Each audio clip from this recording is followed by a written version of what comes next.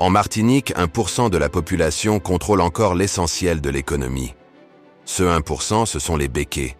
Mais comment ces familles, héritières de l'esclavage, peuvent-elles encore avoir autant de pouvoir en 2025? Et surtout, comment sortir de cette domination sans tomber dans le conflit? Tu vas voir, c'est pas si simple. Qui sont les béquets?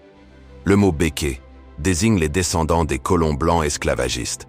Ils sont très peu nombreux, mais ils détiennent encore aujourd'hui la majorité des grandes terres agricoles, et surtout, des parts énormes dans la grande distribution, les importations, les médias, l'immobilier, et même les banques. Ce pouvoir, ils ne l'ont pas volé, ils l'ont transmis, et surtout, ils l'ont protégé. Comment ils ont gardé le contrôle? Après l'abolition de l'esclavage, rien n'a vraiment changé pour eux.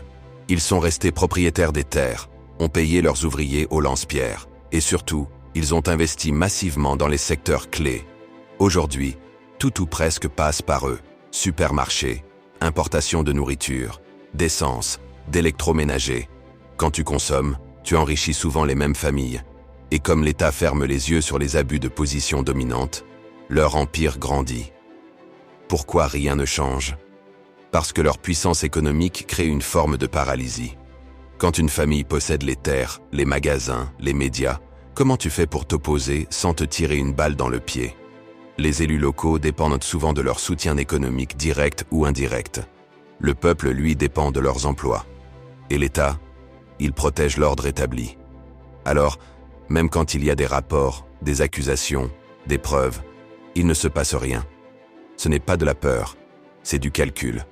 Personne ne veut déclencher un conflit social, ni perdre les investissements. Quelle solution sans conflit? La première chose, c'est de reprendre le pouvoir économique localement. Soutenir les producteurs martiniquais, investir dans les circuits courts, consommer local, mais aussi former des jeunes à l'entrepreneuriat, à la finance, à l'importation. Créer une alternative économique puissante.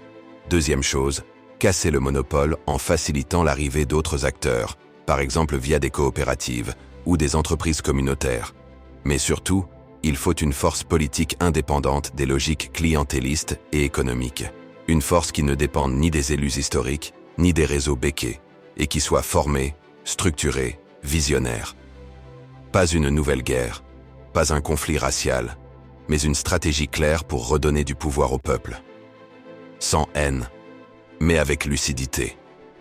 Et cette force, ce pourrait être toi, nous, un mouvement collectif, dès qu'on arrête de croire qu'on est impuissant.